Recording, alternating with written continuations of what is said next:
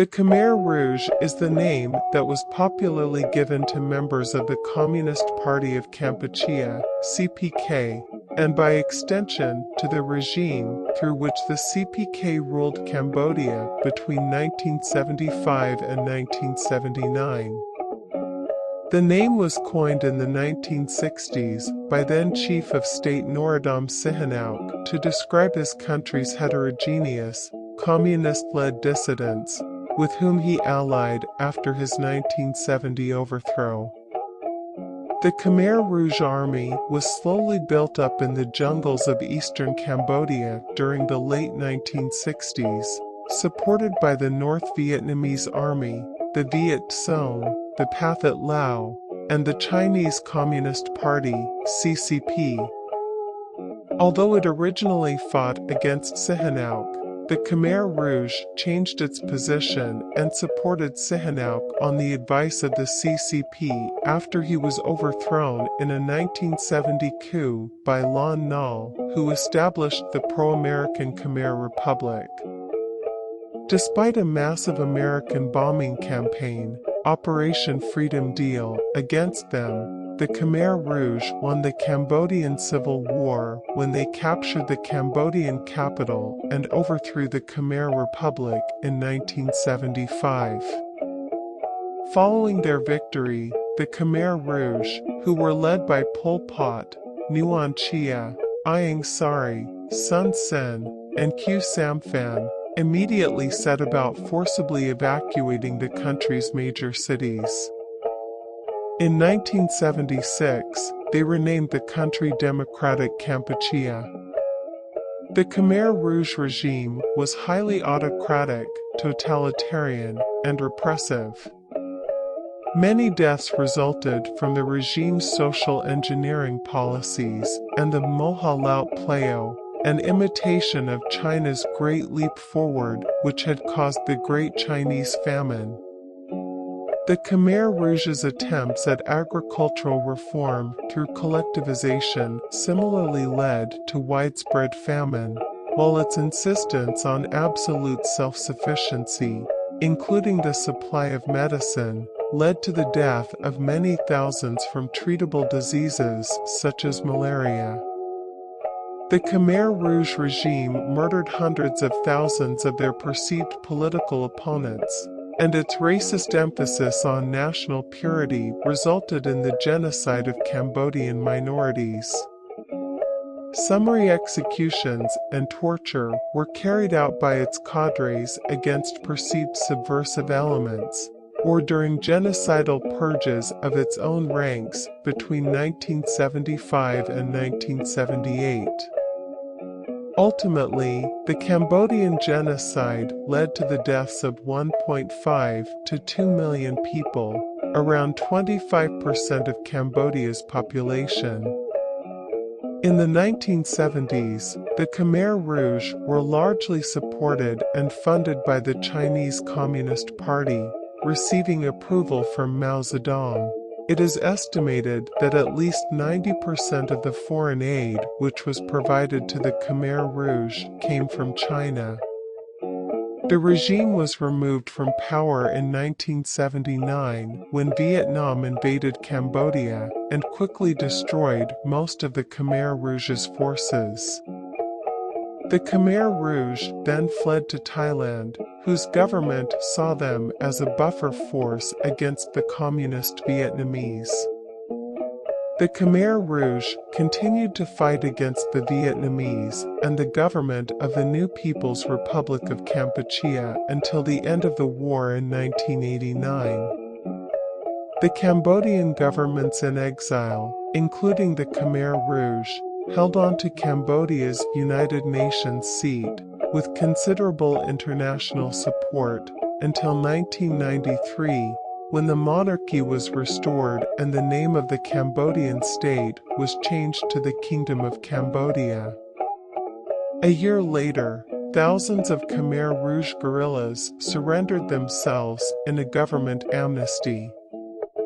In 1996, a new political party, called the Democratic National Union Movement, was formed by Ieng Sari, who was granted amnesty for his role as the deputy leader of the Khmer Rouge. The organization was largely dissolved by the mid-1990s and finally surrendered completely in 1999. In 2014, two Khmer Rouge leaders, Nguyen Chia and Khieu Samphan, were jailed for life by a United Nations-backed court which found them guilty of crimes against humanity for their roles in the Khmer Rouge's genocidal campaign. The term Khmer Rouges, French for Red Khmers, was coined by King Norodom Sihanouk and later adopted by English speakers in the form of the corrupted version Khmer Rouge. It was used to refer to a succession of communist parties in Cambodia, which evolved into the Communist Party of Kampuchea and later the Party of Democratic Kampuchea. Its military was known successively as the Kampuchean Revolutionary Army and the National Army of Democratic Kampuchea. Since the serious deterioration in relations between Socialist Republic of Vietnam and Democratic Kampuchea, the Vietnamese Communism Authority no longer recognized the legitimacy of Khmer Rouge and calls it Pol Pot-iang Sari Group, Vietnamese, Tap Don Pol Pot-iang Sari, or Pol Pot-iang Sari Reactionary Group, Vietnamese, Tap Don Phan Dong Pol Pot-iang Sari. The movement's ideology was shaped by a power struggle during 1976 in which the so-called Party Center, led by Pol Pot, defeated other regional elements of its leadership. The Party Center's ideology combined elements of communism with a strongly xenophobic form of Khmer nationalism. Partly because of its secrecy and changes in how it presented itself, academic interpretations of its political position vary widely, ranging from interpreting it as the purist Marxist, Leninist movement to characterizing it as an anti-Marxist peasant revolution. The first interpretation has been criticized by historian Ben Kiernan, who asserts that it comes from a convenient anti-communist perspective. Its leaders and theorists, most of whom had been exposed to the heavily Stalinist outlook of the French Communist Party during the 1950s, developed a distinctive and eclectic post-Leninist ideology that drew on elements of Stalinism, Maoism, and the post-colonial theory of Frantz Fanon. In the early 1970s, the Khmer Rouge looked to the model of Enver Hoxha's Albania, which they believed was the most advanced communist state then in existence.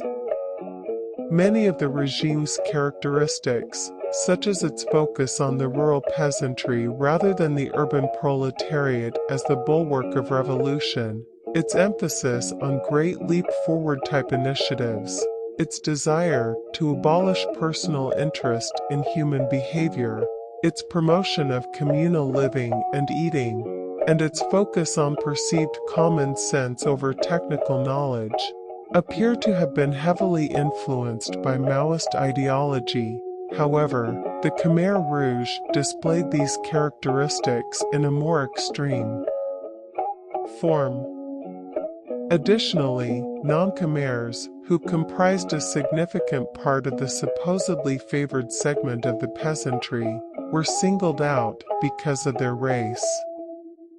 According to Ben Kiernan, this was neither a communist proletarian revolution that privileged the working class, nor a peasant revolution that favored all farmers.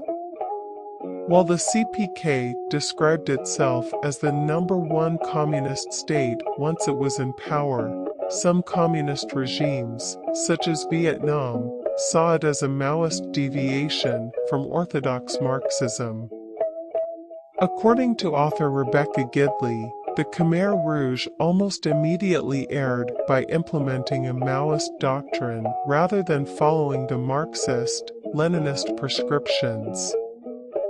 the Maoist and Khmer Rouge belief that human willpower could overcome material and historical conditions was strongly at odds with mainstream Marxism, which emphasized historical materialism and the idea of history as inevitable progression toward communism.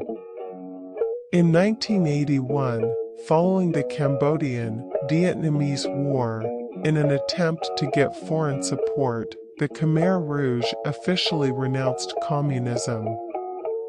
One of the regime's defining characteristics was its Khmer nationalism, which combined an idealization of the Angkor Empire, 802 to 1431, and the late Middle Period of Cambodia, 1431 to 1863, with an existential fear for the survival of the Cambodian state, which had historically been liquidated during periods of Vietnamese and Siamese intervention. The spillover of Vietnamese fighters from the Vietnamese-American War further aggravated anti-Vietnamese sentiments. The Khmer Republic under Lon Nol, overthrown by the Khmer Rouge, had promoted Mon-Khmer nationalism and was responsible for several anti-Vietnamese pogroms during the 1970s. Some historians, such as Ben Kiernan, have stated that the importance the regime gave to race overshadowed its conceptions of class. Once in power, the Khmer Rouge explicitly targeted the Chinese, the Vietnamese, the Cham minority, and even their partially Khmer offspring. The same attitude extended to the party's own ranks, as senior CPK figures of non-Khmer ethnicity were removed from the leadership despite extensive revolutionary experience and were often killed. A Vietnamese official called the Khmer Rouge leaders Hitlerite fascists, while the General Secretary of the Kampuchean People's Revolutionary Party, Pen Sovan, referred to the Khmer Rouge as a draconian, dictatorial, and fascist regime. The Khmer Rouge's economic policy, which was largely based on the plans of Khieu Samphan, focused on the achievement of national self-reliance through an initial phase of agricultural collectivism. This would then be used as a route to achieve rapid social transformation and industrial and technological development without assistance from foreign powers, a process which the party characterized as a super great leap forward. The party's General Secretary Pol Pot strongly influenced the propagation of the policy of autarky. He was reportedly impressed with the self-sufficient manner in which the mountain tribes of Cambodia lived, which the party believed was a form of primitive communism. Khmer Rouge theory developed the concept that the nation should take agriculture as the basic factor and use the fruits of agriculture to build industry. In 1975, Khmer Rouge representatives to China said that Pol Pot's belief was that the collectivization of agriculture was capable of creating a complete communist society without wasting time on the intermediate steps. Society was accordingly classified into peasant-based people, who would be the bulwark of the transformation, and urban new people, who were to be re-educated or liquidated. The focus of the Khmer Rouge leadership on the peasantry as the base of the revolution was, according to Michael Vickery, a product of their status as petty bourgeois radicals who had been overcome by peasantist romanticism. The opposition of the peasantry and the urban population in Khmer Rouge ideology was heightened by the structure of the Cambodian rural economy, where small farmers and peasants had historically suffered from indebtedness to urban moneylenders rather than suffering from indebtedness to landlords.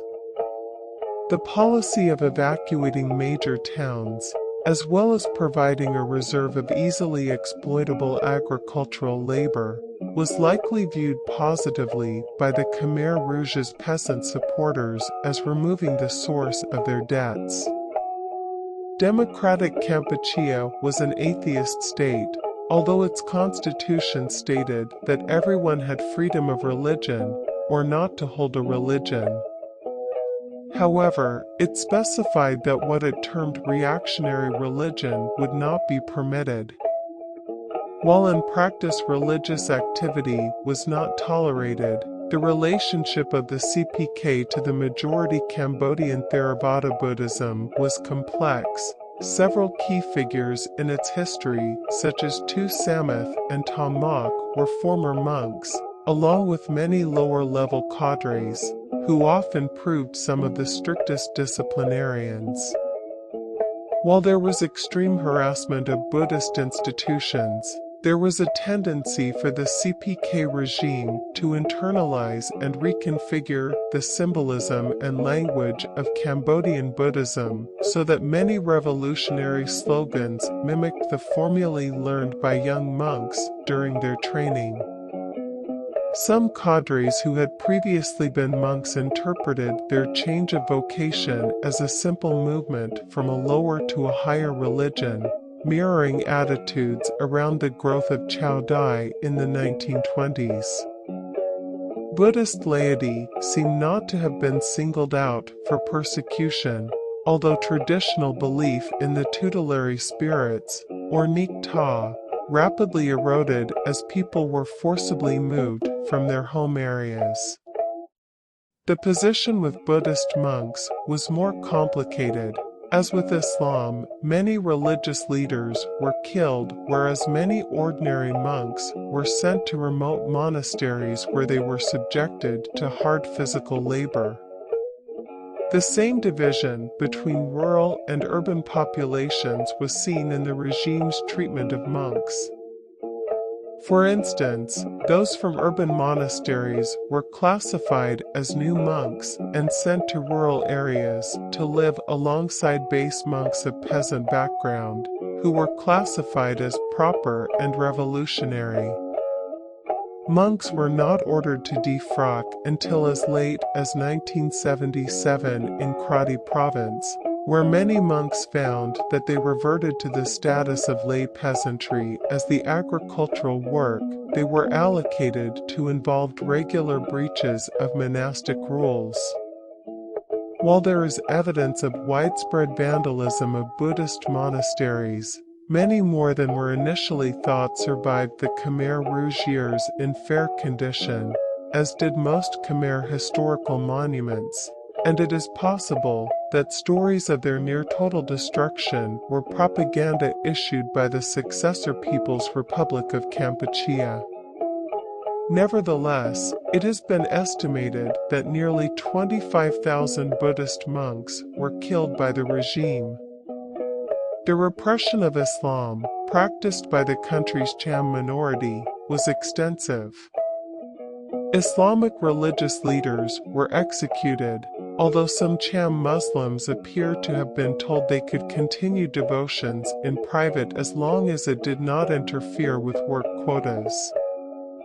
Mat Lai, a Cham who served as the Deputy Minister of Agriculture under the People's Republic of Kampuchea, stated that Khmer Rouge troops had perpetrated a number of massacres in Cham villages in the central and eastern zones, where the residents had refused to give up Islamic customs. While Francois Panchad stated that Christians were invariably taken away and killed with the accusation of having links with the U.S. Central Intelligence Agency, at least some cadres appear to have regarded it as preferable to the feudal class-based Buddhism.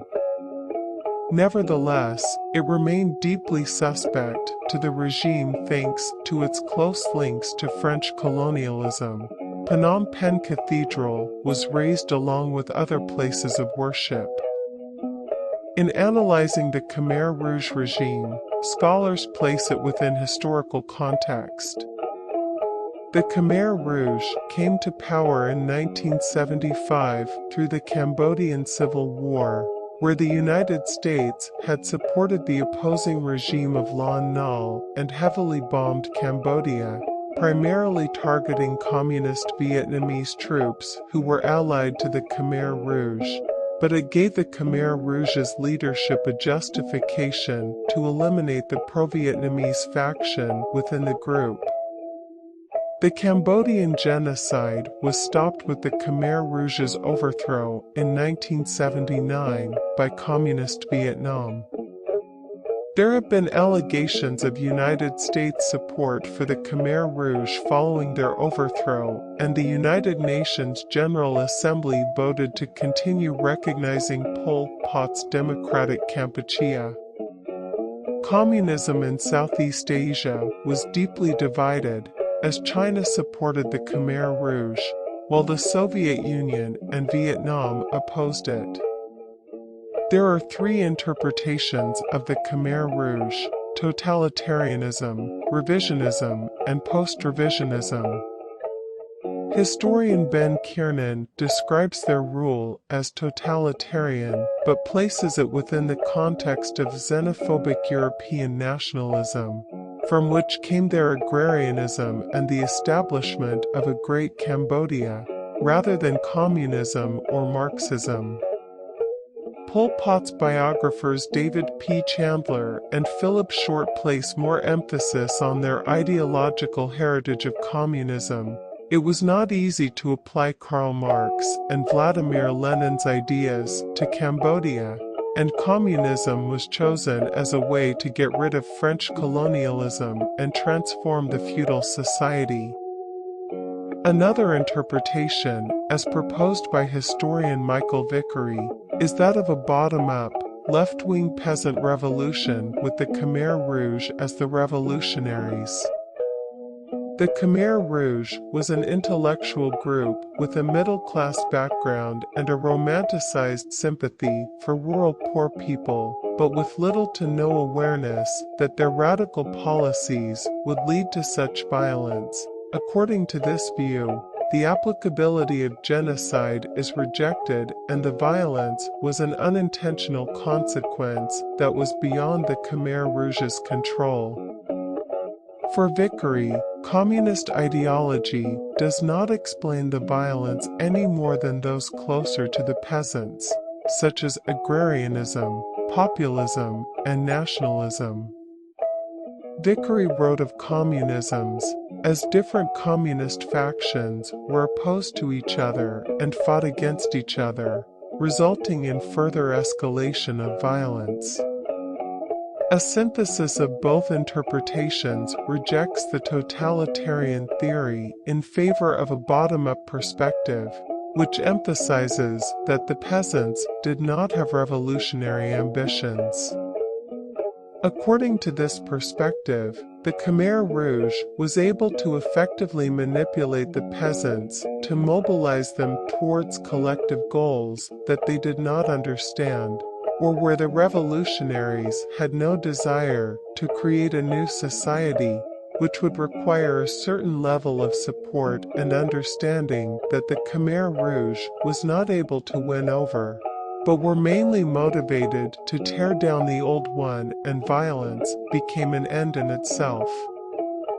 The history of the communist movement in Cambodia can be divided into 6 phases, namely the emergence before World War II of the Indochinese Communist Party (ICP), whose members were almost exclusively Vietnamese, the 10-year struggle for independence from the French, when a separate Cambodian Communist Party, the Kampuchean, or Khmer, People's Revolutionary Party, KPRP, was established under Vietnamese auspices. The period following the Second Party Congress of the KPRP in 1960, when Salof SAR gained control of its apparatus, The revolutionary struggle, from the initiation of the Khmer Rouge insurgency in 1967 to 1968 to the fall of the Lon Nol government in April 1975, the Democratic Kampuchea regime from April 1975 to January 1979, and the period following the Third Party Congress of the KPRP in January 1979, when Hanoi effectively assumed control over Cambodia's government and Communist Party. In 1930, Ho Chi Minh founded the Communist Party of Vietnam by unifying three smaller communist movements that had emerged in northern, central, and southern Vietnam during the late 1920s. The party was renamed the Indochinese Communist Party, ostensibly so it could include revolutionaries from Cambodia and Laos. Almost without exception, all of the earliest party members were Vietnamese. By the end of World War II, a handful of Cambodians had joined its ranks, but their influence on the Indochinese Communist movement as well as their influence on developments within Cambodia was negligible. Viet Minh units occasionally made forays into Cambodian bases during their war against the French and in conjunction with the leftist government that ruled Thailand until 1947. The Viet Minh encouraged the formation of armed, left-wing Khmer Rouge bands. On April 17, 1950, the first nationwide Congress of the Khmer Rouge groups convened, and the United Rouge Front was established. Its leader was Sihanouk, and a third of its leadership consisted of members of the ICP. According to the historian David P. Chandler, the leftist Rouge groups aided by the Viet Minh occupied a sixth of Cambodia's territory by 1952, and on the eve of the Geneva Conference in 1954, they controlled as much as one-half of the country. In 1951, the ICP was reorganized into three national units, namely the Vietnam Workers' Party, the Lao Asara, and the Kampuchean or Khmer People's Revolutionary Party, KPRP. According to a document issued after the reorganization, the Vietnam Workers' Party would continue to supervise the smaller Laotian and Cambodian movements. Most KPRP leaders and rank-and-file seem to have been either Khmer Krom or ethnic Vietnamese living in Cambodia. According to Democratic Kampuchea's perspective of party history, the Viet Minh's failure to negotiate a political role for the KPRP at the 1954 Geneva Conference represented a betrayal of the Cambodian movement, which still controlled large areas of the countryside and which commanded at least 5,000 armed men. Following the conference, about 1,000 members of the KPRP, including Sun Ngoc Minh, made a long march into North Vietnam, where they remained in exile. In late 1954, those who stayed in Cambodia founded a legal political party, the Praekiakon Party, which participated in the 1955 and the 1958 National Assembly elections. In the September 1955 election, it won about 4% of the vote but did not secure a seat in the legislature. Members of the Praekiakon were subject to harassment and arrests because the party remained outside Sihanouk's political organization, Sankum. Government attacks prevented it from participating in the 1962 election and drove it underground. Sihanouk habitually labeled local leftists the Khmer Rouge, a term that later came to signify the party and the state headed by Pol Pot, Ieng Sari, Khieu Samphan, and their associates. During the mid-1950s, KPRP factions, the Urban Committee, headed by Tu Samith, and the Rural Committee, headed by Sihanouk, emerged. In very general terms, these groups espoused divergent revolutionary lines.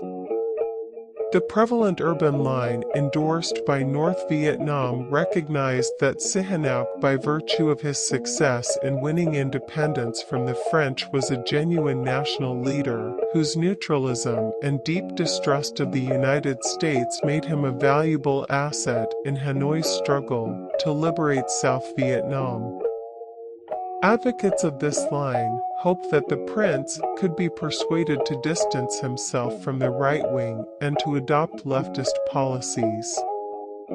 The other line, supported for the most part by rural cadres who were familiar with the harsh realities of the countryside, advocated an immediate struggle to overthrow the feudalist Sihanouk.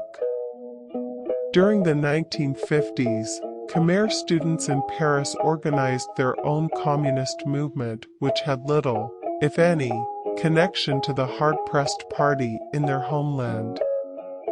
From their ranks came the men and women who returned home and took command of the party apparatus during the 1960s, led an effective insurgency against Lon Nol from 1968 until 1975 and established the regime of Democratic Kampuchea. Pol Pot, who rose to the leadership of the communist movement in the 1960s, attended a technical high school in the capital and then went to Paris in 1949 to study radio electronics. Other sources say he attended a school for fax machines and also studied civil engineering. Described by one source as a determined, rather plodding organizer, Pol Pot failed to obtain a degree, but according to Jesuit priest Father François Ponchard, he acquired a taste for the classics of French literature as well as an interest in the writings of Karl Marx. Another member of the Paris student group was Ieng Sari, a Chinese Khmer from South Vietnam. He attended the elite Lycée Sisawath in Phnom Penh before beginning courses in commerce and politics at the Paris Institute of Political Science, more widely known as Sciences Po, in France.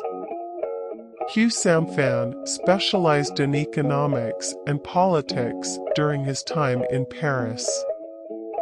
Ho Yuan studied economics and law, Sun Sun studied education and literature, and Hu Nim studied law.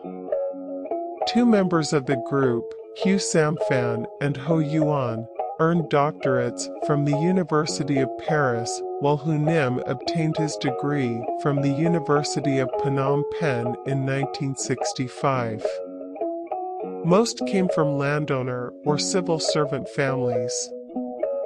Pol Pot and Ho Yuan may have been related to the royal family, as an older sister of Pol Pot had been a concubine at the court of King Norodom.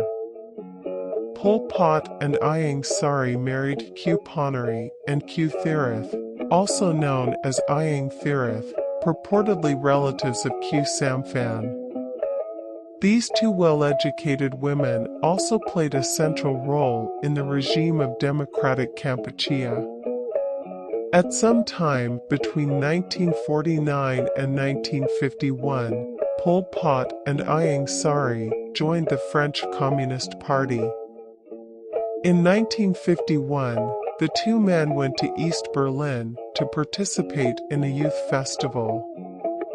This experience is considered to have been a turning point in their ideological development.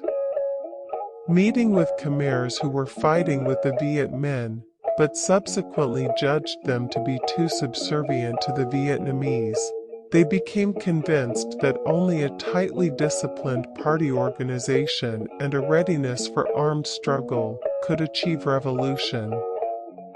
They transformed the Khmer Students Association, KSA, to which most of the 200 or so Khmer students in Paris belonged, into an organization for nationalist and leftist ideas. Inside the KSA and its successor organizations, there was a secret organization known as the Cercle Marxist Circle.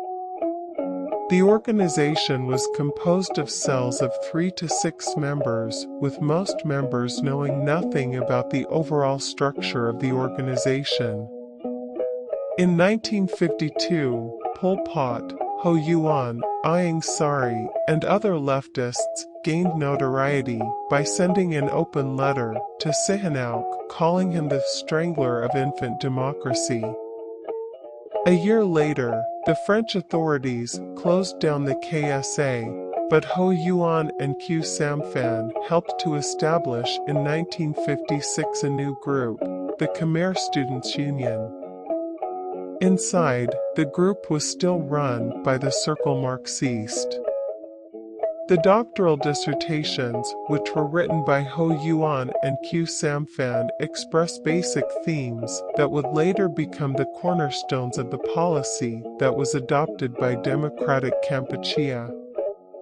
The central role of the peasants in national development was espoused by Ho Yuan in his 1955 thesis, The Cambodian Peasants and Their Prospects for Modernization, which challenged the conventional view that urbanization and industrialization are necessary precursors of development.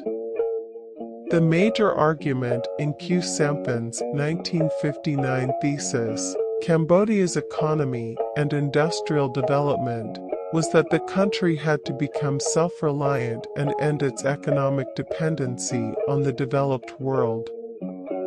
In its general contours, Samphan's work reflected the influence of a branch of the dependency theory school, which blamed lack of development in the Third World on the economic domination of the industrialized nations.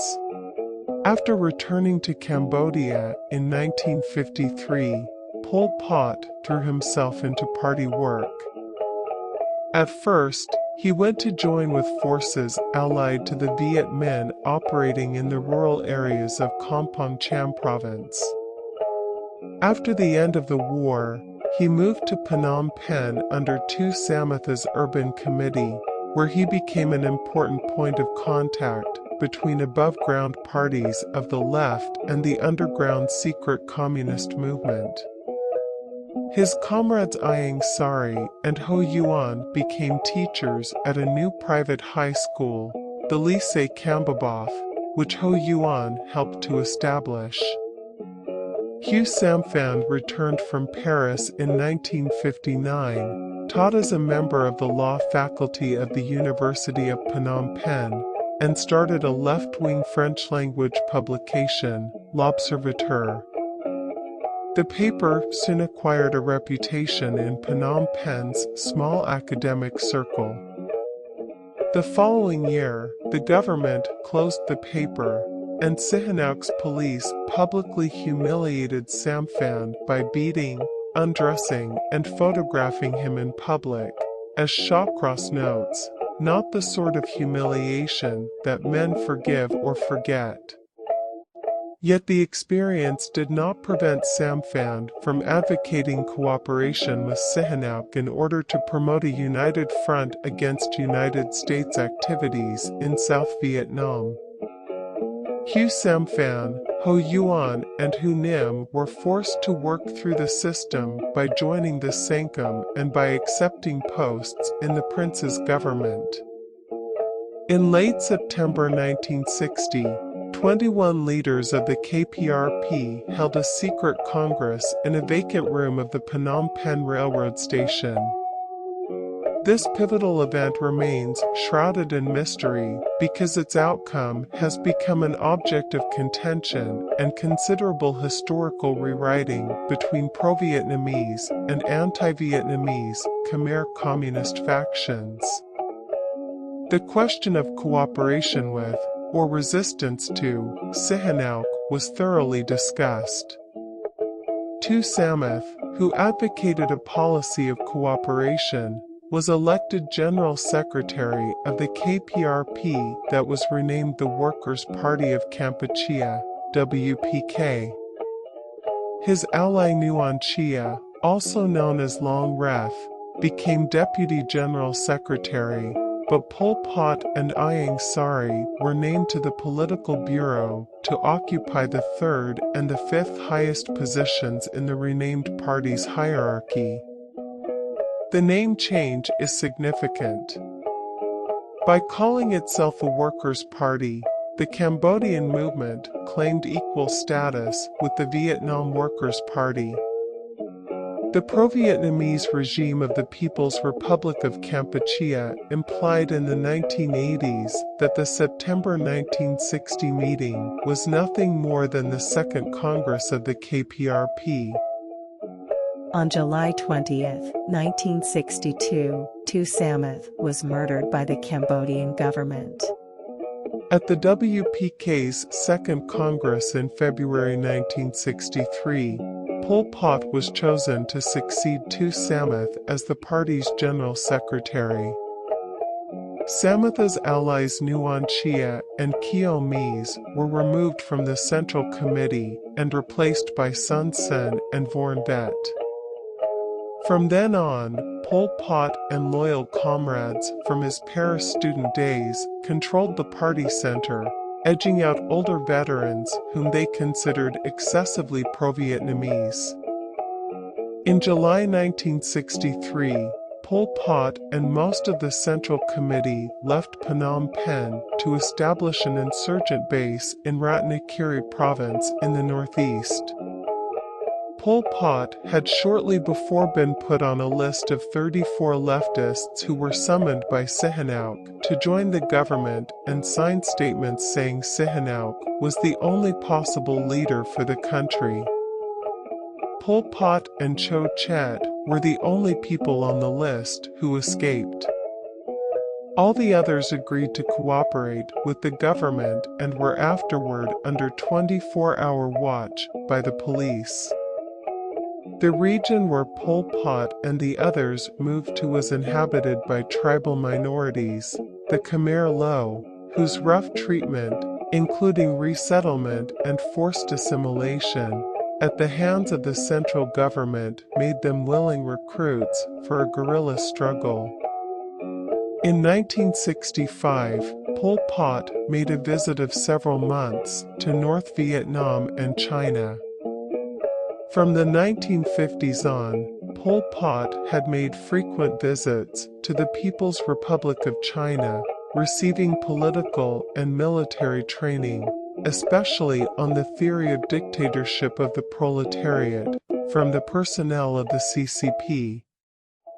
From November 1965 to February 1966, Pol Pot received training from high-ranking CCP officials such as Chen Boda and Zhang Chenqiao on topics such as the Communist Revolution in China, class conflicts, and Communist International. Pol Pot was particularly impressed by the lecture on political purge by Kong Xing. This experience had enhanced his prestige when he returned to the WPK's liberated areas. Despite friendly relations between Sihanouk and the Chinese, the latter kept Pol Pot's visit a secret from Sihanouk. In September 1966, the WPK changed its name to the Communist Party of Kampuchea, CPK. The change in the name of the party was a closely guarded secret. Lower-ranking members of the party, and even the Vietnamese, were not told of it, and neither was the membership until many years later. The party leadership endorsed armed struggle against the government, then led by Sihanouk. In 1968, the Khmer Rouge was officially formed, and its forces launched a national insurgency across Cambodia. Though North Vietnam had not been informed of the decision, its forces provided shelter and weapons to the Khmer Rouge after the insurgency started. Vietnamese support for the insurgency made it impossible for the Cambodian military to effectively counter it. For the next 2 years, the insurgency grew as Sihanouk did very little to stop it. As the insurgency grew stronger, the party finally openly declared. The political appeal of the Khmer Rouge was increased as a result of the situation created by the removal of Sihanouk as head of state in 1970. Premier Lon Nol deposed Sihanouk with the support of the National Assembly. Sihanouk, who was in exile in Beijing, made an alliance with the Khmer Rouge on the advice of CCP, and became the nominal head of a Khmer Rouge-dominated government in exile, known by its French acronym GRUNC, backed by China. In 1970 alone, the Chinese reportedly gave 400 tons of military aid to the United Front. Although thoroughly aware of the weakness of Lon Nol's forces and loath to commit American military force to the new conflict in any form other than air power, the Nixon administration supported the newly proclaimed Khmer Republic. On March 29, 1970, the North Vietnamese launched an offensive against the Cambodian army. Documents uncovered from the Soviet Union archives revealed that the invasion was launched at the explicit request of the Khmer Rouge following negotiations with Nuon Chea. A force of North Vietnamese quickly overran large parts of eastern Cambodia, reaching to within 15 miles, 24 kilometers, of Phnom Penh before being pushed back. By June, 3 months after the removal of Sihanouk, they had swept government forces from the entire northeastern third of the country.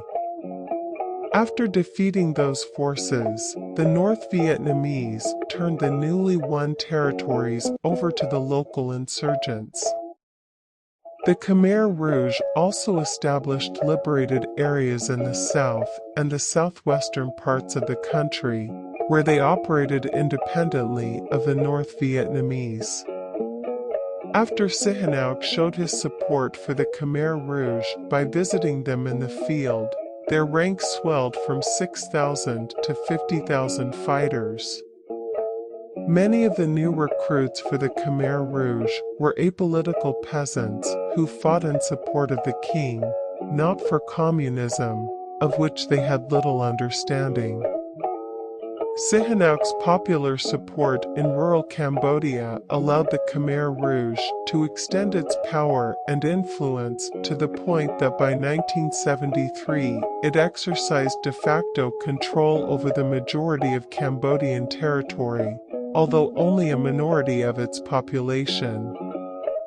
By 1975, with the Lon Nol government running out of ammunition, it was clear that it was only a matter of time before the government would collapse. On April 17, 1975, there was the fall of Phnom Penh, as the Khmer Rouge captured the capital. During the Civil War, unparalleled atrocities were executed on both sides. While the Civil War was brutal, its estimated death toll has been revised downwards over time. Before 1975, the relationship between the massive carpet bombing of Cambodia by the United States and the growth of the Khmer Rouge, in terms of recruitment and popular support, has been a matter of interest to historians.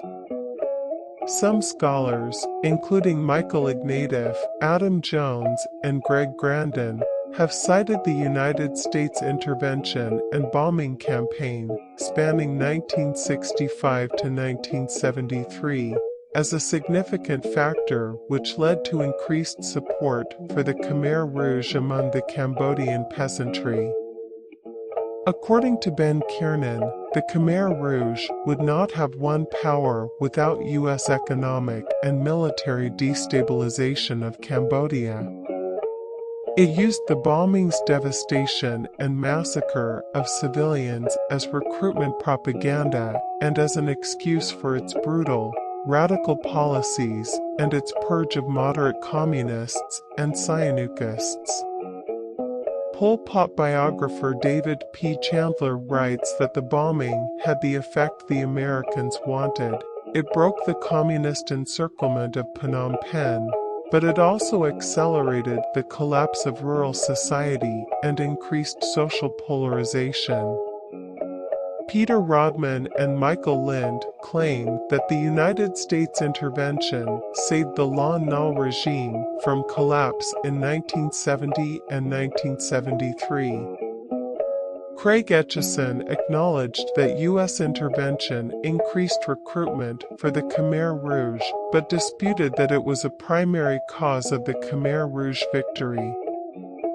William Shawcross writes that the United States bombing and ground incursion plunged Cambodia into the chaos that Sihanouk had worked for years to avoid.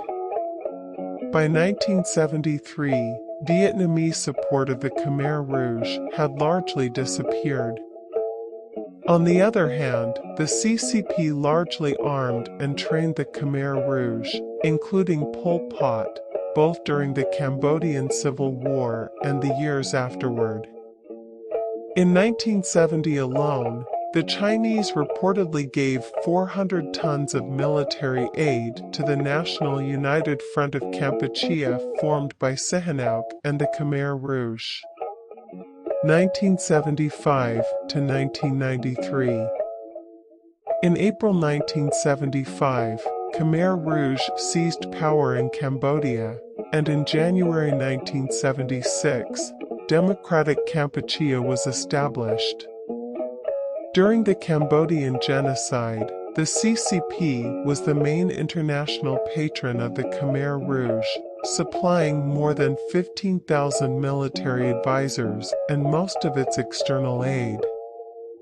It is estimated that at least 90% of the foreign aid to Khmer Rouge came from China, with 1975 alone seeing $1 billion in interest-free economics and military aid and $20 million gift, which was the biggest aid ever given to any one country by China. In June 1975, Pol Pot and other officials of Khmer Rouge met with Mao Zedong in Beijing, receiving Mao's approval and advice. In addition, Mao also taught Pot his theory of continuing revolution under the dictatorship of the proletariat. Democratic Kampuchea was overthrown by the Vietnamese army in January 1979, and the Khmer Rouge fled to Thailand.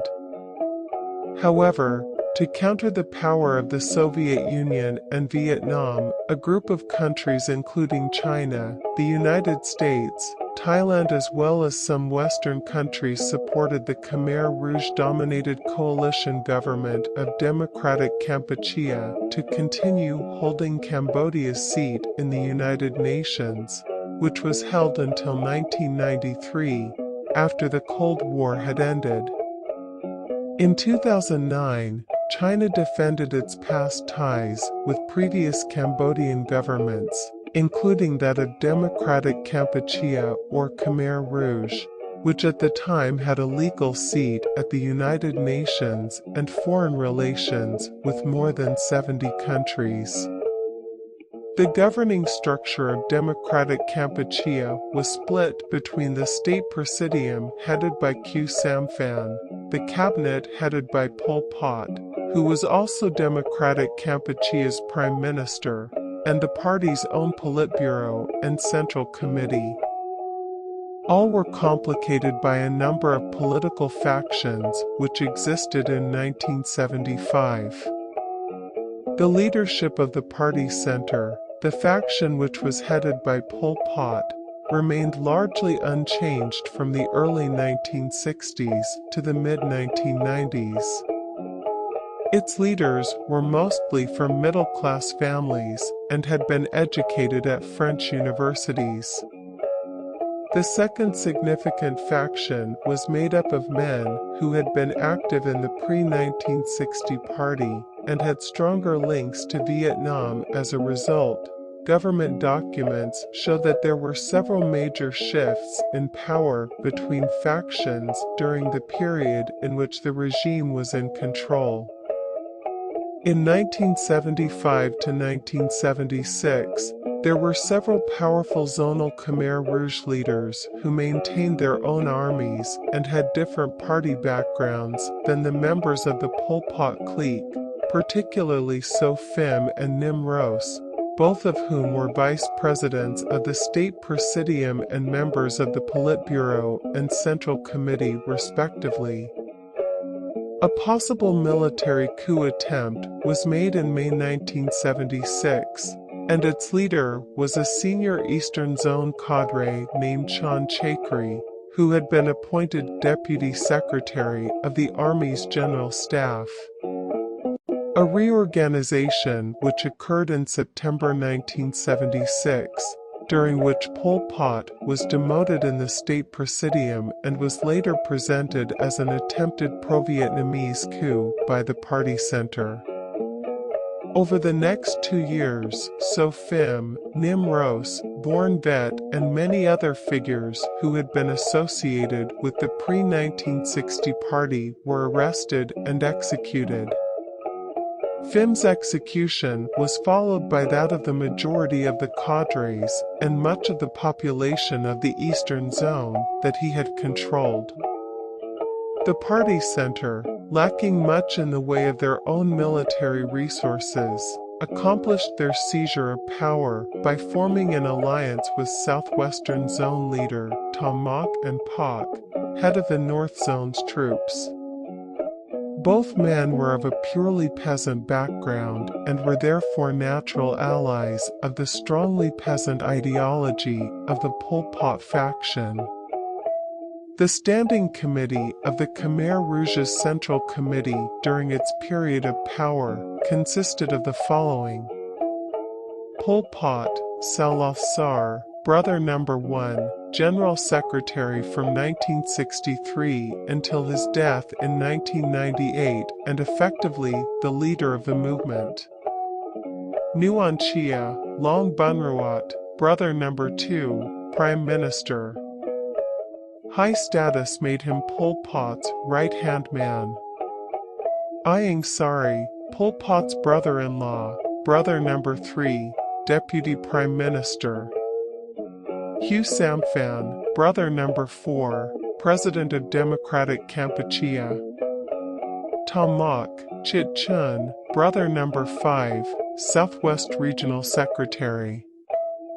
Sun Sen, Brother Number 89, Defense Minister, Superior of Kong Kekyu and executed on Pol Pot's orders for treason. Yoon Yat, wife of Sun Sen, former Information Minister, executed with Sun Sen. Khu Pak, Brother Number 13, former Secretary of the Northern Zone. Ieng Thirith, sister-in-law of Pol Pot and wife of Ieng Sari, former Social Affairs Minister. The Khmer Rouge carried out a radical program that included isolating the country from all foreign influences, closing schools, hospitals, and some factories, abolishing banking, finance, and currency, and collectivizing agriculture. Khmer Rouge theorists, who developed the ideas of Ho Yuan and Q Samphan, believed that an initial period of self-imposed economic isolation and national self-sufficiency would stimulate the rebirth of the crafts as well as the rebirth of the country's latent industrial capability. In Phnom Penh and other cities, the Khmer Rouge told residents that they would be moved only about 2 or 3 kilometers away from the city and would return in 2 or 3 days. Some witnesses said they were told that the evacuation was because of the threat of American bombing, and they were also told that they did not have to lock their houses since the Khmer Rouge would take care of everything until they returned. If people refused to evacuate, they would immediately be killed and their homes would be burned to the ground. The evacuees were sent on long marches to the countryside, which killed thousands of children, elderly people, and sick people. These were not the first evacuations of civilian populations by the Khmer Rouge, because similar evacuations of populations without possessions had been occurring on a smaller scale since the early 1970s. On arrival at the villages to which they had been assigned, evacuees were required to write brief autobiographical essays. The essays' content, particularly with regard to the subject's activity during the Khmer Republic regime, was used to determine their fate. Military officers and those occupying elite professional roles were usually sent for re-education, which in practice meant immediate execution or confinement in a labor camp. Those with specialist technical skills often found themselves sent back to cities to restart production in factories which had been interrupted by the takeover. The remaining displaced urban population, new people, as part of the regime's drive to increase food production, were placed into agricultural communes alongside the peasant base people or old people. The latter's holdings were collectivized. Cambodians were expected to produce 3 tons of rice per hectare, whereas before the Khmer Rouge era, the average was 1 ton per hectare. The lack of agricultural knowledge on the part of the former city dwellers made famine inevitable. The rural peasantry were often unsympathetic, or they were too frightened to assist them. Such acts as picking wild fruit or berries were seen as private enterprise and punished with death. Laborers were forced to work long shifts without adequate rest or food, resulting in many deaths through exhaustion, illness, and starvation. Workers were executed for attempting to escape from the communes, for breaching minor rules, or after being denounced by colleagues. If caught, offenders were taken off to a distant forest or field after sunset and killed. Unwilling to import Western medicines, the regime turned to traditional medicine instead and placed medical care in the hands of cadres who were only given rudimentary training. The famine, forced labor, and lack of access to appropriate services led to a high number of deaths. Khmer Rouge economic policies took a similarly extreme course. Officially, trade was restricted to bartering between communes, a policy which the regime developed in order to enforce self-reliance. Banks were raided, and all currency and records were destroyed by fire, thus eliminating any claim to funds. After 1976, the regime reinstated discussion of export in the period after the disastrous effects of its planning began to become apparent. Commercial fishing was banned in 1976. The regulations made by the Anchor, the organization, which was the ruling body, also had effects on the traditional Cambodian family unit. The regime was primarily interested in increasing the young population, and one of the strictest regulations prohibited sex outside marriage, which was punishable by execution. The Khmer Rouge followed a morality based on an idealized conception of the attitudes of pre-war rural Cambodia. Marriage required permission from the authorities, and the Khmer Rouge were strict, giving permission to marry only to people of the same class and level of education. Such rules were applied even more strictly to party cadres.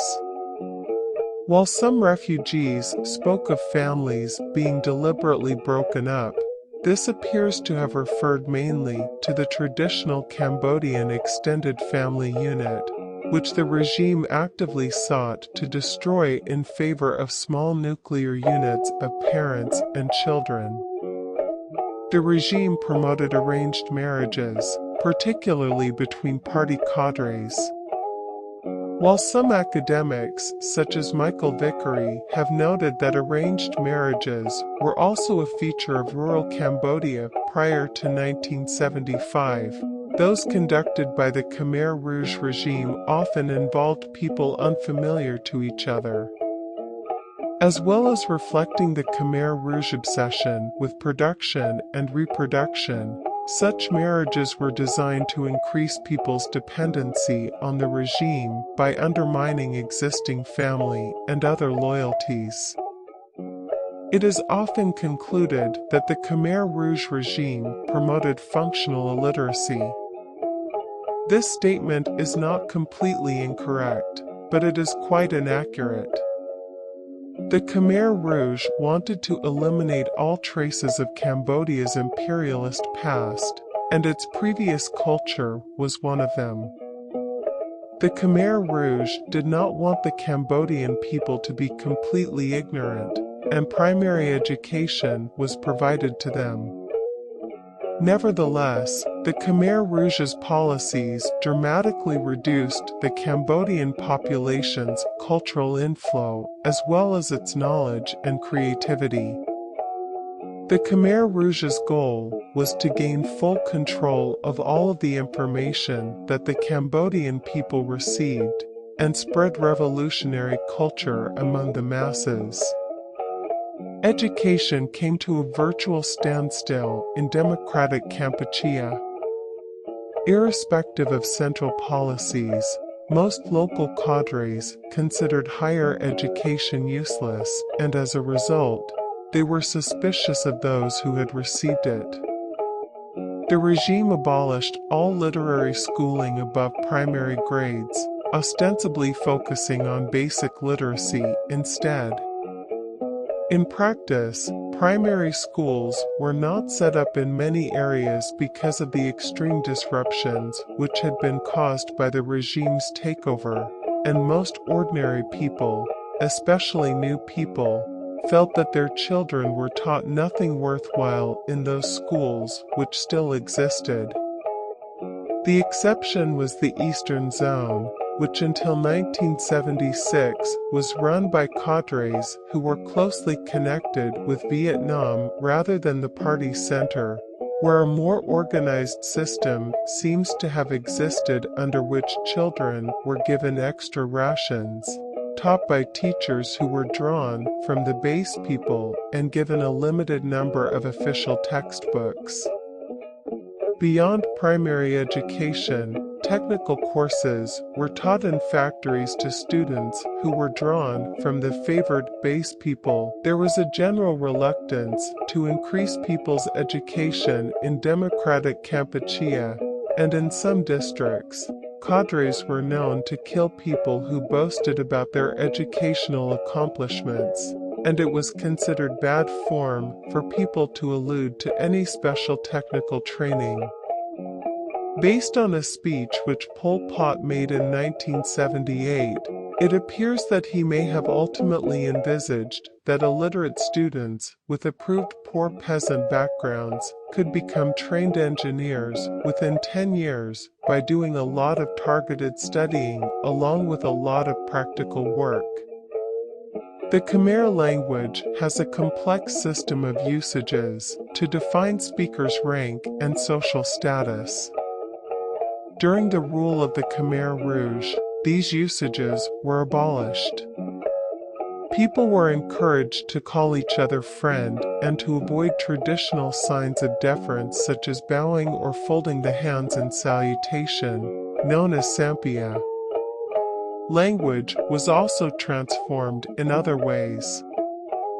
The Khmer Rouge invented new terms. In keeping with the regime's theories on Khmer identity, the majority of new words were coined with reference to Pali or Sanskrit terms, while Chinese and Vietnamese language borrowings were discouraged. People were told to forge, Lot Dam, a new revolutionary character, that they were the instruments, apakar, of the ruling body known as Angkor, the organization, and that nostalgia for pre-revolutionary times, Chisatek Arom, or memory sickness, could result in execution. Remains of victims of the Khmer Rouge in the Kampong Trak Cave, Kairi Sila Hills, Rung Tik, Water Cave, or Rung Khmeo, Dead Cave. Acting through the Sante Ball, the Khmer Rouge arrested, tortured, and eventually executed anyone who was suspected of belonging to several categories of supposed enemies. People with connections to former Cambodian governments, either those of the Khmer Republic or the Sankum, to the Khmer Republic military, or to foreign governments. Professionals and intellectuals, including almost everyone with an education and people who understood a foreign language. Many artists, including musicians, writers, and filmmakers, were executed, including Rose Seri Sophia, Pan Ron, and Shin Sisamouth. Ethnic Vietnamese, ethnic Chinese, ethnic Thai, and other minorities in the Eastern Highlands, Cambodian Christians, most of whom were Catholic, Muslims, and senior Buddhist monks. The Roman Catholic Cathedral of Phnom Penh was razed. The Khmer Rouge forced Muslims to eat pork, which they regard as forbidden, arm. Many of those who refused were killed.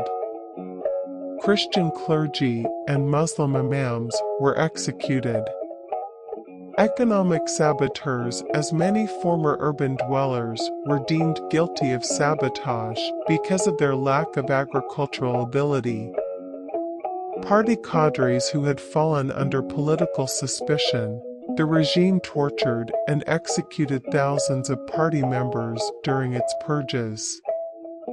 The Sante Ball established over 150 prisons for political opponents.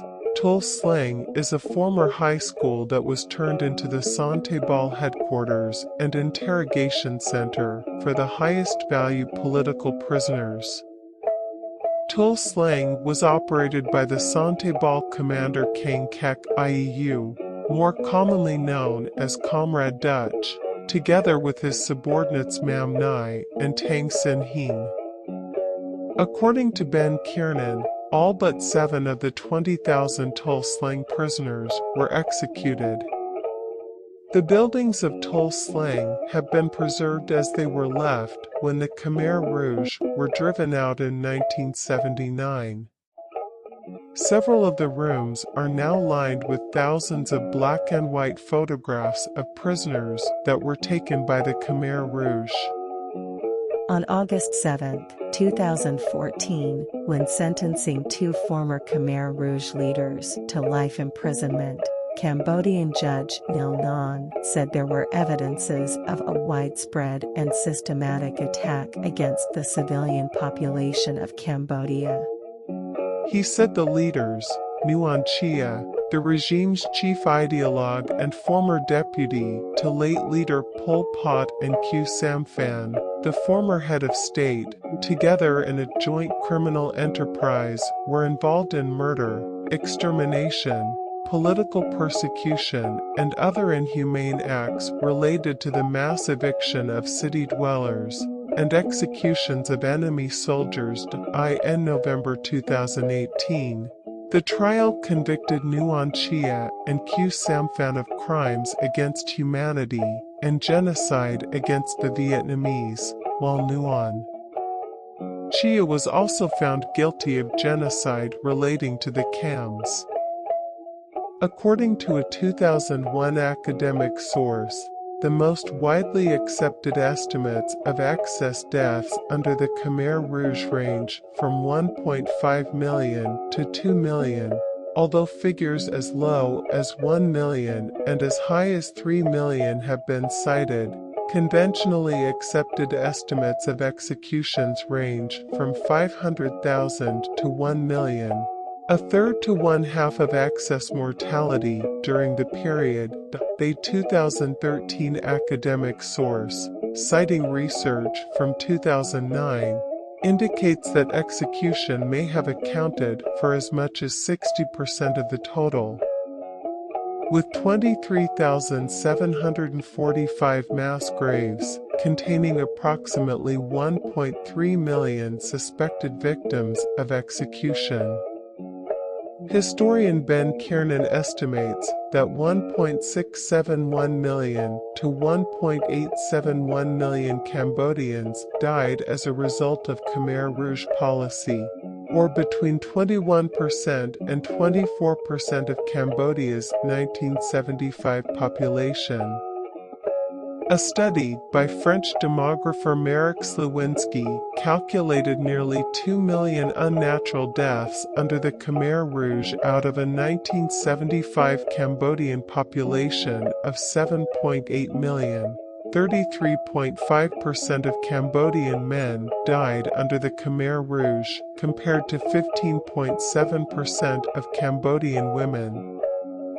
Researcher Craig Etchison of the Documentation Center of Cambodia, DCCAM, suggests that the death toll was between 2 million and 2.5 million, with a most likely figure of 2.2 million. After 5 years of researching mass grave sites, he estimated that they contained 1.38 million suspected victims of execution. Although considerably higher than earlier and more widely accepted estimates of Khmer Rouge executions, Etchison argues that these numbers are plausible, given the nature of the mass grave and DCCAM's methods, which are more likely to produce an undercount of bodies rather than an overestimate. Demographer Patrick Huveline estimated that between 1.17 million and 3.42 million Cambodians died unnatural deaths between 1970 and 1979, with between 150,000 and 300,000 of those deaths occurring during the Civil War. Huveline's central estimate is 2.52 million excess deaths, of which 1.4 million were the direct result of violence. Despite being based on a house-to-house survey of Cambodians, the estimate of 3.3 million deaths promulgated by the Khmer Rouge's successor regime, the People's Republic of Kampuchea, PRK, is generally considered to be an exaggeration, among other methodological errors. The PRK authorities added the estimated number of victims that had been found in the partially exhumed mass graves to the raw survey results, meaning that some victims would have been double counted.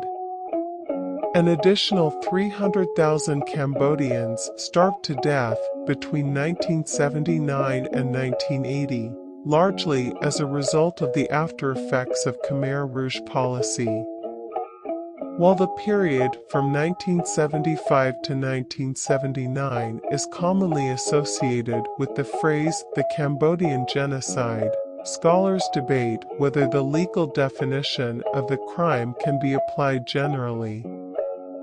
While 2 former leaders were convicted of genocide, this was for treatment of ethnic and religious minorities, the Vietnamese and Cham.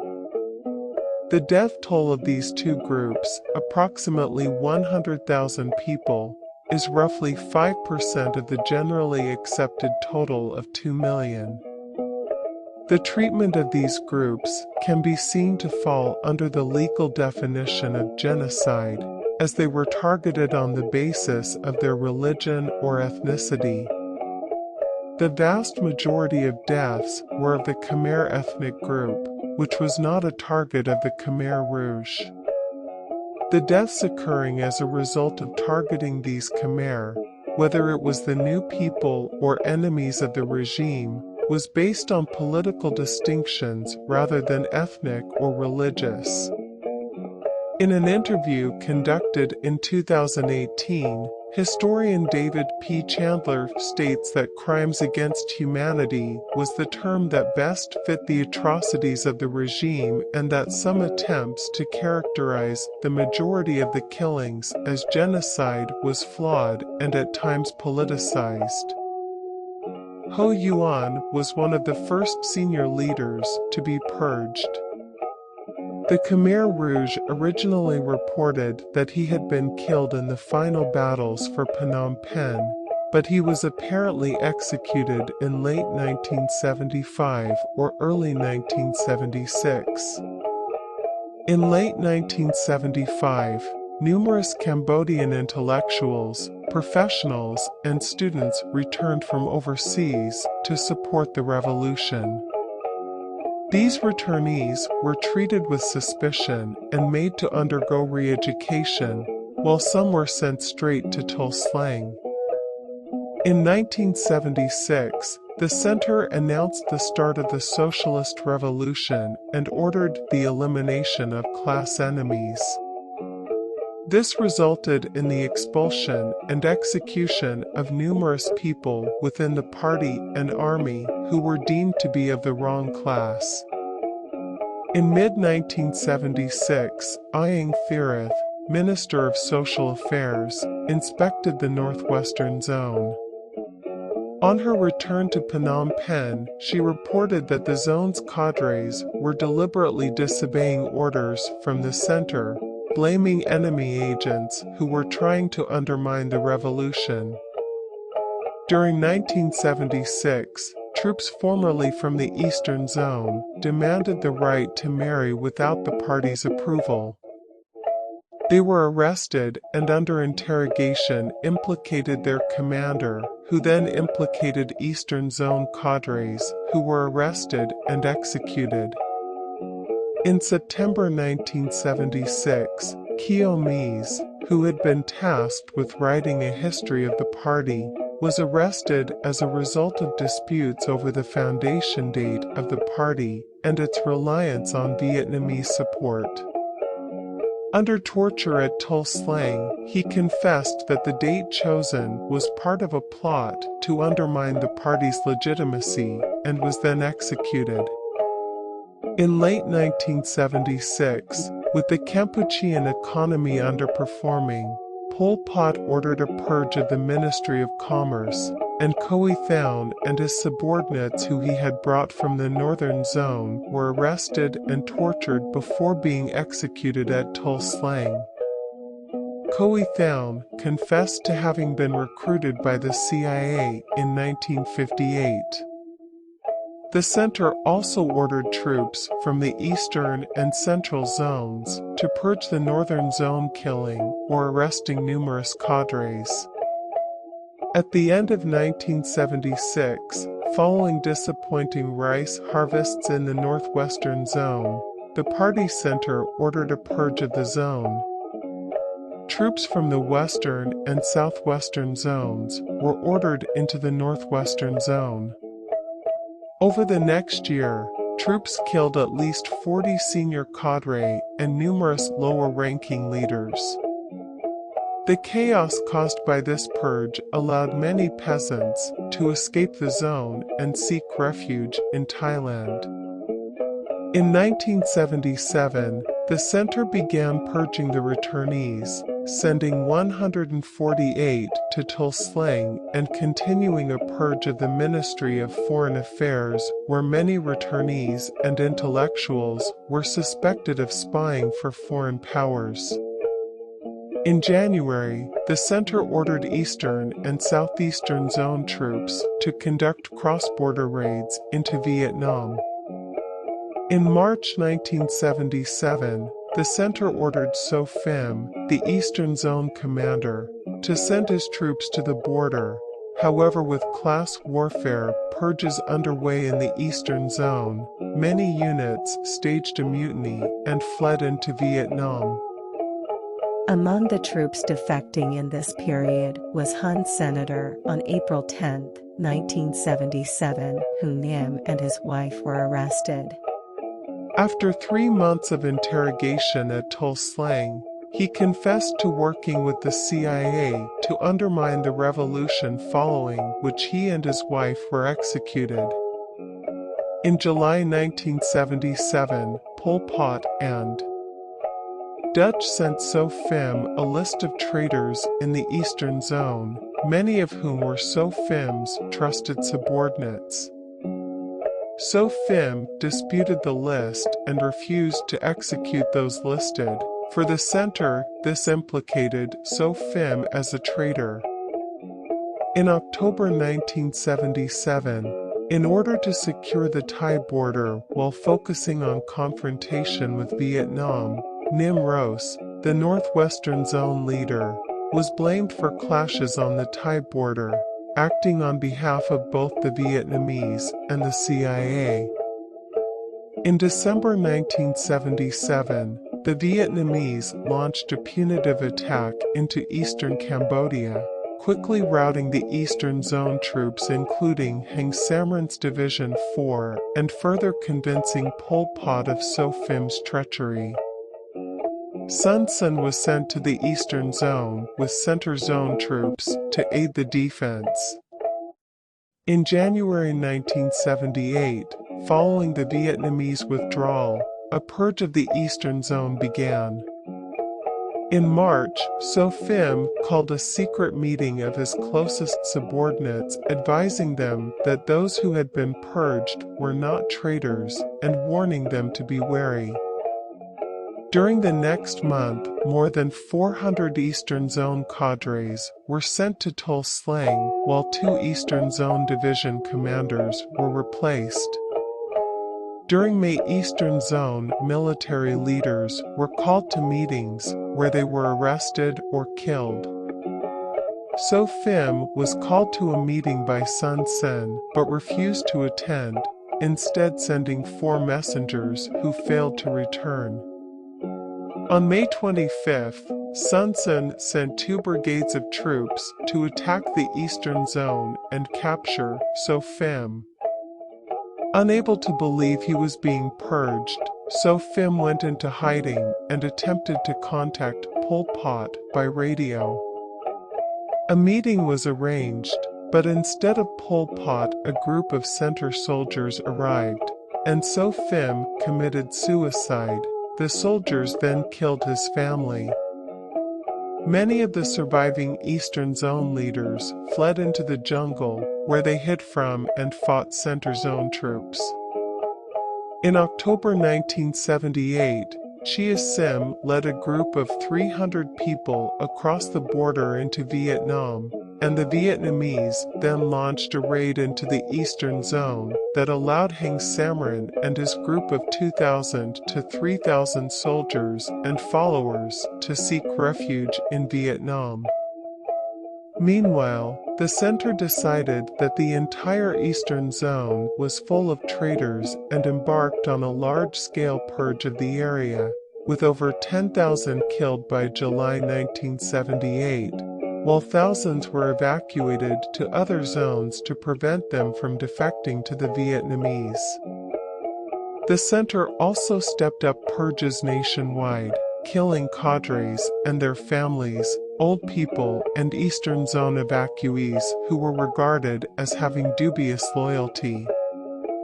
In September 1978, a purge of the Ministry of Industry was begun, and in November Pol Pot ordered the arrest of Vorn Vet, the deputy premier for the economy, followed by his supporters. Vorn Vet had previously served as the secretary of the zone around Phnom Penh, had established the Sante Ball and been Dutch's immediate superior. Under torture, Vorn Vet admitted to being an agent of the CIA and the Vietnamese.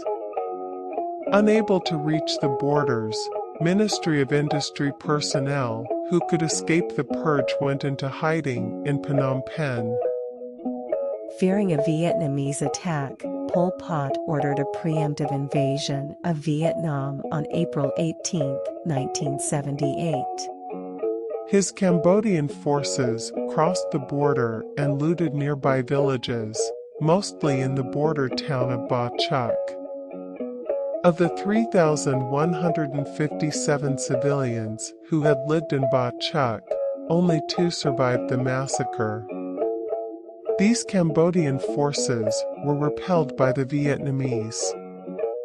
After several years of border conflict and the flood of refugees fleeing Kampuchea, relations between Kampuchea and Vietnam collapsed by December 1978.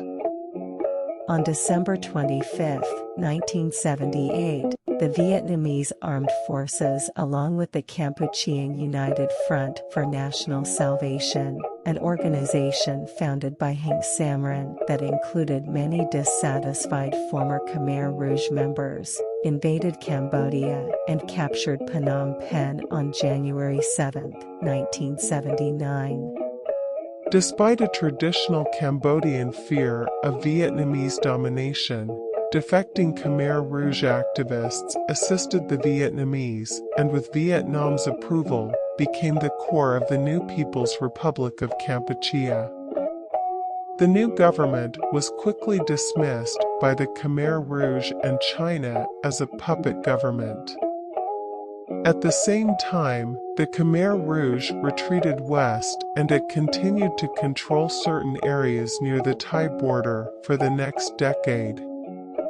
These included Phnom Malai, the mountainous areas near Palin in the Cardamom Mountains, and On Long Vang in the Dangrek Mountains.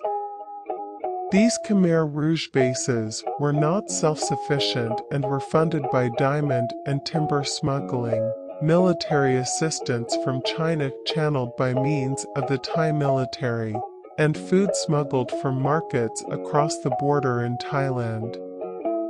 Despite its deposal, the Khmer Rouge retained its United Nations seat, which was occupied by Thiam Prasith, an old compatriot of Pol Pot and Ieng Sari from their student days in Paris and one of the 21 attendees at the 1960 KPRP Second Congress. The seat was retained under the name Democratic Kampuchea until 1982 and then under the name Coalition Government of Democratic Kampuchea.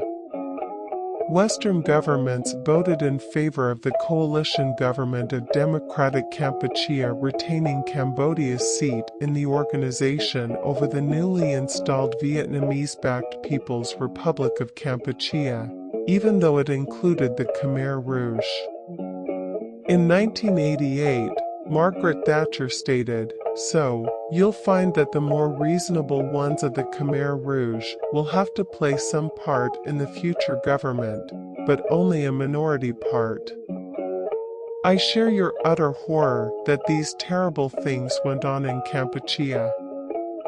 On the contrary, Sweden changed its vote in the United Nations and withdrew its support for the Khmer Rouge after many Swedish citizens wrote letters to their elected representatives demanding a policy change towards Pol Pot's regime. The international proxy war between the US and the Soviet Union goes back to the Civil War. The Kingdom of Cambodia was supported by the United States, the Khmer Republic, that eventually took over after the removal of Prince Sihanouk, and South Vietnam. The other side, the National United Front of Kampuchea, was supported by the Khmer Rouge, North Vietnam, China, and the Soviet Union. Cambodia became an instrument for the superpowers, the United States and the Soviet Union. The measures that the U.S. employed for Cambodia were seen as preventive acts to stop the communists. These preventive acts included deployment of military troops and other institutions like the UNTAC. Vietnam's victory was supported by the Soviet Union and had significant ramifications for the region. The People's Republic of China launched a punitive invasion of northern Vietnam, but then retreated, with both sides claiming victory.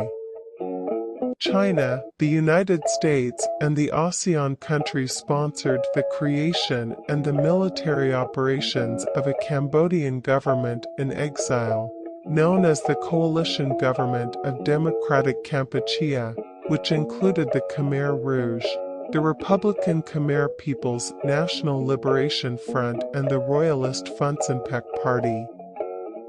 Eastern and central Cambodia were firmly under the control of Vietnam and its Cambodian allies by 1980, while the western part of the country continued to be a battlefield throughout the 1980s, and millions of landmines were sown across the countryside. The Khmer Rouge, still led by Pol Pot, was the strongest of the three rebel groups in the coalition government, which received extensive military aid from China, Britain, and the United States and intelligence from the Thai military. Great Britain and the United States in particular gave aid to the two non-Khmer Rouge members of the coalition. In an attempt to broaden its support base, the Khmer Rouge formed the Patriotic and Democratic Front of the Great National Union of Kampuchea in 1979. In 1981, the Khmer Rouge went so far as to officially renounce communism and somewhat moved their ideological emphasis to nationalism and anti-Vietnamese rhetoric instead. Some analysts argue that this change meant little in practice because, according to historian Kelvin Rowley, the CPK propaganda had always relied on nationalist rather than revolutionary appeals. Pol Pot relinquished the Khmer Rouge leadership to Khieu Samphan in 1985. However, he continued to be the driving force behind the Khmer Rouge insurgency, giving speeches to his followers. Journalist Nate Thayer, who spent some time with the Khmer Rouge during that period, commented that despite the international community's near-universal condemnation of the Khmer Rouge's brutal rule, a considerable number of Cambodians in Khmer Rouge-controlled areas seemed genuinely to support Pol Pot. While Vietnam proposed to withdraw from Cambodia in return for a political settlement that would exclude the Khmer Rouge from power, the rebel coalition government, as well as ASEAN, China, and the United States, insisted that such a condition was unacceptable. Nevertheless, Vietnam declared in 1985 that it would complete the withdrawal of its forces from Cambodia by 1990, and it did so in 1989, having allowed the Cambodian People's Party government that it had installed there to consolidate its rule and gain sufficient military strength. After a decade of inconclusive conflict, the pro-Vietnamese Cambodian government and the rebel coalition signed a treaty in 1991 calling for elections and disarmament. However, the Khmer Rouge resumed fighting in 1992, boycotted the election, and in the following year rejected its results. It began fighting the Cambodian coalition government, which included the former Vietnamese-backed communists, headed by Hun Sen, as well as the Khmer Rouge's former non-communist and monarchist allies, notably Prince Ranariddh. Ieng Sari led a mass defection from the Khmer Rouge in 1996, with half of its remaining soldiers, about 4,000, switching to the government side and Ieng Sari becoming leader of Palan province. A conflict between the two main participants in the ruling coalition caused in 1997 Prince Ranariddh to seek support from some of the Khmer Rouge leaders while refusing to have any dealings with Pol Pot.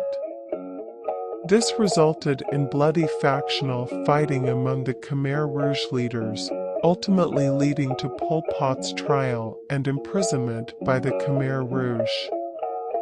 Pol Pot died in April 1998. Khieu Samphan and Nguyen Chia surrendered in December 1998. On December 29, 1998, leaders of the Khmer Rouge apologized for the 1970s genocide. By 1999, most members had surrendered or been captured. In December 1999, Tom Mok and the remaining leaders surrendered, and the Khmer Rouge effectively ceased to exist. Cambodia has been described as the black sheep of Southeast Asia, where extremism is condoned in a country characterized by very weak economic growth and extensive poverty. Cambodia has gradually recovered demographically and economically from the Khmer Rouge regime, although the psychological scars affect many Cambodian families and émigré communities. It is noteworthy that Cambodia has a very young population, and by 2003 3/4 of Cambodians were too young to remember the Khmer Rouge era. Nonetheless, their generation is affected by the traumas of the past. Members of this younger generation may know of the Khmer Rouge only through word of mouth from parents and elders. In part, this is because the government does not require that educators teach children about Khmer Rouge atrocities in the schools. However, Cambodia's education ministry started to teach Khmer Rouge history in high schools beginning in 2009. The Extraordinary Chambers in the Courts of Cambodia, ECCC, was established as a Cambodian court with international participation and assistance to bring to trial senior leaders and those most responsible for crimes committed during the Khmer Rouge regime. As of 2020, there are 3 open cases. ECCC's efforts for outreach toward both national and international audience include public trial hearings, study tours, video screenings, school lectures, and video archives on the website. After claiming to feel great remorse for his part in Khmer Rouge atrocities, King Gwek alias Dutch, head of a torture center from which 16,000 men, women, and children were sent to their deaths, surprised the court in his trial on November 27, 2009, with a plea for his freedom. His Cambodian lawyer Kar Savath stunned the tribunal further by issuing the trial's first call for an acquittal of his client even after his French lawyer denied seeking such a verdict. On July 26, 2010, he was convicted and sentenced to 30 years imprisonment. Theory Singh responded, "We hoped this tribunal would strike hard at impunity. But if you can kill 14,000 people and serve only 19 years, 11 hours per life taken, what is that?" It's a joke, voicing concerns about political interference. In February 2012, Dutch's sentence was increased to life imprisonment following appeals by both the prosecution and defense. In dismissing the defense's appeal, Judge Kong Srim stated that Dutch's crimes were undoubtedly among the worst in recorded human history and deserved the highest penalty available. Public trial hearings in Phnom Penh are open to the people of Cambodia over the age of 18, including foreigners. In order to assist people's will to participate in the public hearings, The court provides free bus transportation for groups of Cambodians who want to visit the court. Since the commencement of Case 001 trial in 2009 through the end of 2011, 53,287 people participated in the public hearings. ECCC also has hosted study tour program to help villagers in rural areas understand the history of the Khmer Rouge regime. The court provides free transport for them to come to visit the court and meet with court officials to learn about its work, in addition to visits to the Genocide Museum and the Killing Fields. ECCC also has visited villages to provide video screenings and school lectures to promote their understanding of the trial proceedings. Furthermore, trials and transcripts are partially available with English translation on the ECCC's website. The Tuol Sleng Museum of Genocide is a former high school building, which was transformed into a torture, interrogation, and execution center between 1976 and 1979. The Khmer Rouge called the center S21. Of the estimated 15,000 to 30,000 prisoners, only 7 prisoners survived.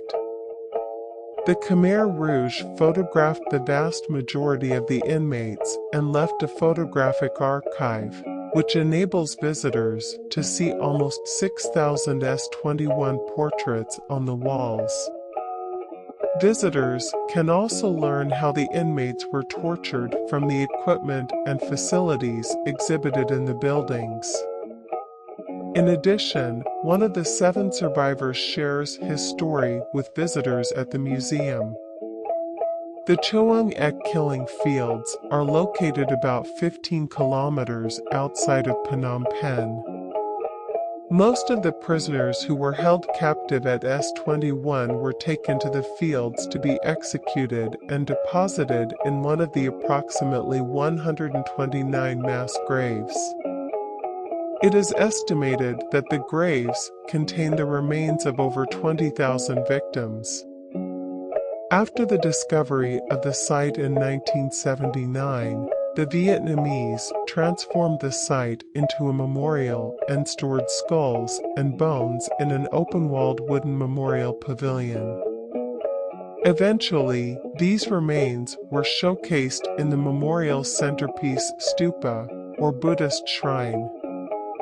The Documentation Center of Cambodia, DCCAM, an independent research institute, published a history of Democratic Kampuchea 1975 to 1979, the nation's first textbook on the history of the Khmer Rouge.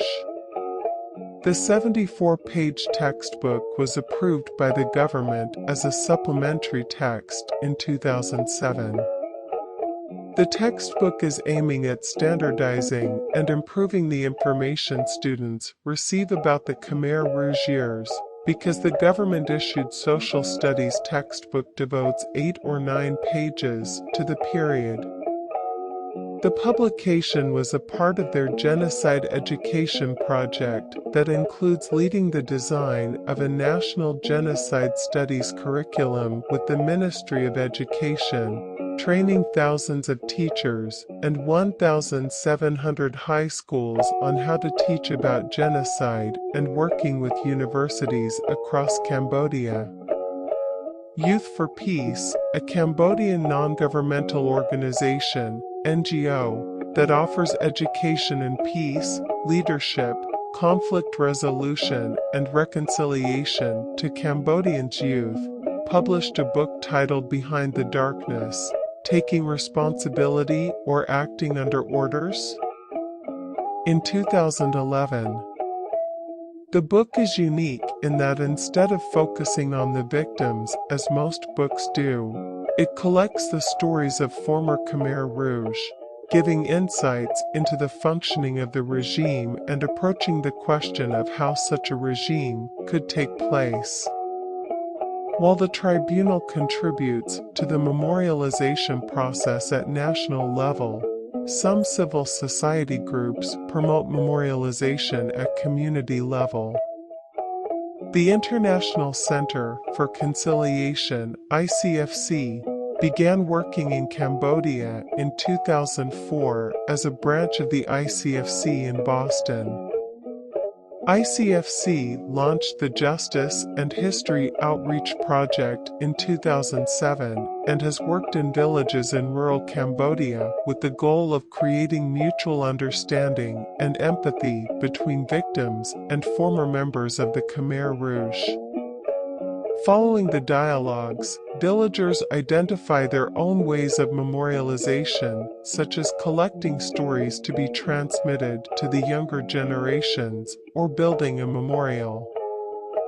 Through the process, some villagers are beginning to accept the possibility of an alternative viewpoint to the traditional notions of evil associated with anyone who worked for the Khmer Rouge regime.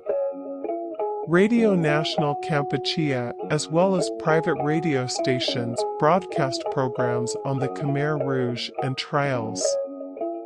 ECCC has its own weekly radio program on RNK, which provides an opportunity for the public to interact with court officials and deepen their understanding of cases.